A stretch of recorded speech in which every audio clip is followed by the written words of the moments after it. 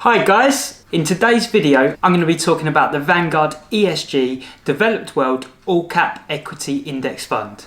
I very recently made two other videos about two popular funds that I invest in, VWRL and VUSA, both of which have proved to be very popular videos. So I've chosen to do a breakdown on this ESG fund that is becoming more popular on the Vanguard platform. In a second we're going to head over onto the Vanguard website and go through all the details about this ESG fund. Now, I remember myself when I first visited Vanguard, or if I was visiting any platform, it's quite confusing at first what information we need to pay attention to and what information probably doesn't matter quite so much. We're going to break down all of that in today's video, so let's get started. So first of all, what is ESG investing? So ESG, as you can see on this page, stands for Environmental, Social and Governance. So environmental criteria is currently all about climate change. The social criteria, this criteria is to do with how a company manages relationships. And then finally the governance criteria. This criteria is all about how a company's leadership operates in relation to a policy on audits, diversity, legal practices, etc, etc. So basically what ESG investing is, in a very simple form, is taking consideration in what companies are included in whatever we are investing in. Now, the main thing to mention here is what makes a good ESG investment for you will be very different to what makes a good ESG investment for me. And this is one of the sort of big discussions right now, as some of the funds, people say, well, technically they're not really that great in this respect, or they're not great in that respect. Now, this is where it all comes down to our own personal opinion. The final thing I must add is, as always, this is not financial advice. This is simply me sharing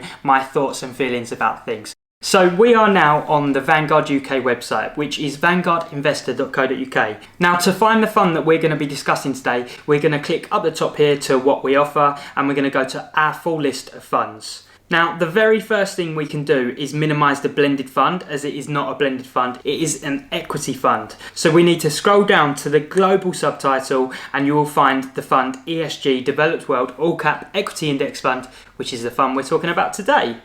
Now, there's two quick things I want to mention on this page. The first thing is, looking down slightly, you can see they've recently introduced a new ESG fund, the ESG Global All Cap UCITS ETF. Now, we are not going to speak about that today, but the one we are looking at, or the two we are looking at today, is the two funds listed above. Now, this is the next thing I wanted to speak to you about. Why are there two funds that are named the exact same thing, but one with the word UK in it? Now, I must stress this is not financial advice. This is from my research and my understanding of what I found. But basically, it's to do with where the fund's location is, known as its domicile. Now, I hope I've pronounced that correctly, as it's not a word I speak about very often. But you will notice, if we take a look at the fund without the UK in the name, it says somewhere on this page, here we go, investment structure Irish. Now, if we go back to the second fund, which was the UK one, do the same thing again, take a look at the fund, and it should say investment structure is actually clear on that one, but basically this fund is based in the UK. So the big question is, why does this matter and which one should I invest in? Now, of course, you need to do your own research like I've done, but my understanding is that it makes more difference if you're owning the fund outside of the correct tax wrappers, basically, because if so, you need to, of course, enter sort of self-assessments to HMRC, and the income will then be seen as overseas investment on the Irish fund. Now, to my understanding of the research I've made, this doesn't matter so much when we have our funds wrapped up in either an ISA or a SIPP, which of course I do and I speak about quite regularly on this channel. The other big difference to the two funds is the UK-based one currently has less stocks in it. It's a cheaper price per share and it is much newer. And this is because as the fund builds up, Vanguard says that they are eventually going to match the funds completely and it will own the exact same number of shares. But right now, obviously, they're building up the fund size to be able to buy more of the companies that it needs to buy to track the other fund, if that makes sense. But let's head over to the main fund, which is the older fund, which has been running longer, and that's the one we're going to be speaking about today. Right, so back over, ESG, Developed World All Cap Equity Index Fund.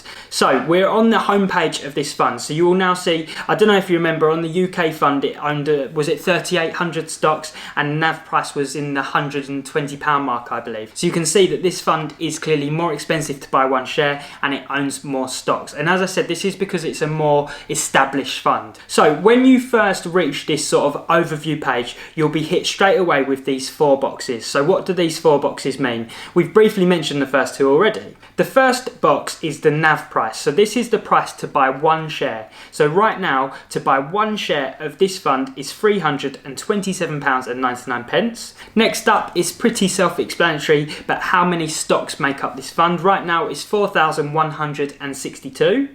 Then you're going to see the ongoing charge, which is often abbreviated to OCF. Now the ongoing charge for this fund is 0.2%. Now this is quite low, don't get me wrong, you can get even lower. For example, the obvious one I think of straight away is VUSA at just 0.07%. However, the thing I like about this one is it's a world fund. So it is more diversified all around the world rather than just being in the US, which we'll speak more about a bit later on. And then the final box you'll see is the risk. Now the risk of this one is 5 out of 7. It's deemed a fairly high risk fund, and this is because it's 100% in equities, which as we know over the short term is a very risky investing strategy. However, you know me, I personally talk all about long-term buy and hold investing. Now, if we scroll further down on this overview page, you'll find out a bit more about the fund. First of all, you'll see that the fund employs a passive management or indexing approach, which is a great thing because it keeps our costs down, and it seeks to track the performance of the FTSE Developed All World Choice Index. So this is the market that our fund is trying to track and replicate.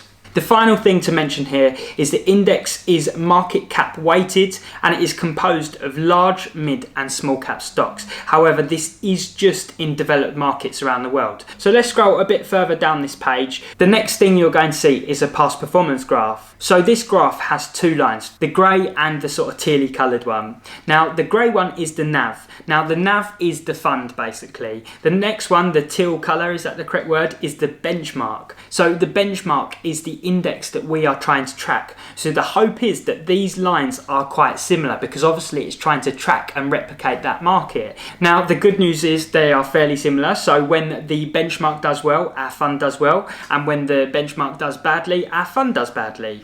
Now this is one disadvantage which lots of people say against index investing, and that is that it is only ever going to replicate the market. It's never going to outperform the market. Now some investors claim they know ways of outperforming the market. However, there is lots of research that proves it's not quite as easy as they make it sound to be. So let's scroll a little bit further down the page. Again, you're going to see another past performance graph. This is based on a £10,000 investment back in March 2016, and you'll see that your money would have grown to £19,414, almost £415, which is a brilliant growth. So let's scroll back up to the top of the page and take a look at the next tab. So the next tab is price and performance. The very first thing you're going to see is the current price, which we've already mentioned. Right now is £327.99.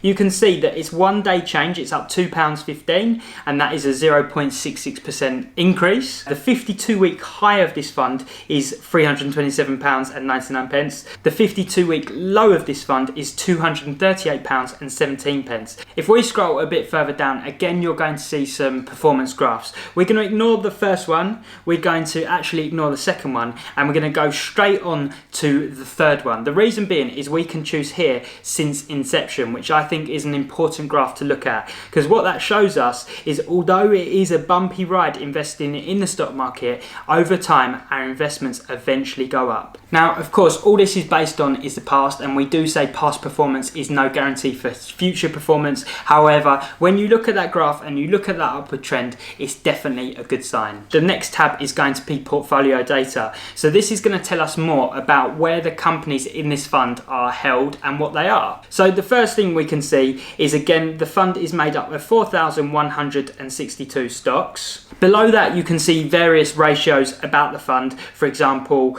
price to earnings ratio, etc. Scrolling down, you're then going to see the region exposure. So this is where the companies in this fund are positioned in the world. So I said I was going to come back about America, and that is because almost 70% of this fund is actually made up in North America. So it is quite heavily weighted towards the US anyway. Now the reason for this, of course, we said it is market cap weighted. What that means is larger companies make up a bigger slice of this fund, if that makes sense. Now if we think about some of the largest companies right now, such as Facebook, Google, Tesla, obviously they are all US based companies, although being worldwide brands. We'll go and take a deeper look at in a minute if those companies are included in this fund. The next highest sort of region exposure is Europe, which is 16%, and then the Pacific at 14.3%. It's then made up of 0.2 in the Middle East and 0.1 other. Scrolling down again, it gives a sort of more detailed breakdown. Most of it is in the United States, 66.6% of it. It's then 8.4% in Japan, 3.6% in the United Kingdom, 3% in Canada, and so on and so on. Scrolling down even further, after we see all of the countries positioned around the world, you're going to see the weighted exposure of the types of company. So you can see almost 25% of this fund is made up of technology companies, followed by 17% of consumer discretionary, 14.6% of financials, and again, so on and so on. And then finally, scrolling down even further, you're going to see the actual top holdings in this fund. So again, it is market cap weighted. So larger companies make up a larger proportion of this fund. So you can see the top holding is Apple, which makes up 3.87% of this fund. You then have Microsoft at 3.44%, Amazon at 2.59%, and so on and so on. Now, if we go to the very final page of the investments within this fund, the final company in this fund owns a tiny amount, just 0.00006%, Korea Shipbuilding and Offshore Engineering. Now, the cool thing about this is the funds are self-cleansing, so as companies' market cap size drops, it will be amended and changed in this fund. So although Apple are the largest holding right now, this may change over time. So going on to the next tab, which is distributions. Now, this fund does pay out a dividend, but it doesn't reach us in the way of cash like, for example, VWRL and VUSA. This is because this fund is an accumulation fund. So in the title of funds, you'll often see the word either accumulation or income. This can sometimes be called other things like dividend, or it can be shortened to ACC or INC for income. But what an accumulation fund does is when any dividends are paid, it automatically reinvests them into the fund for us. This is great as it introduces compound growth for us, and as we earn dividends, that money is automatically reinvested and growing our fund for us. So you will see the dividend yield as of the 28th of February 21 was 1.21%. So finally, we're going to move on to the last tab, which is costs and minimums. On this page, it will tell you firstly the ongoing charge, which we already know is 0.2%. There is going to be other fees on top of this, mostly the platform fee. So I would encourage you read more about that. There is a page right at the bottom of the Vanguard website confirming all of their fees and charges. You can see it there, our fees and charges. But scrolling back up, you can see the minimum one-off payment is £500 and the minimum monthly direct debit payment is £100. So the next video I suggest you to watch is my full Vanguard portfolio breakdown. I go through every single fund that I own in my portfolio and how they're performing. I'll link to that in the top corner of this one.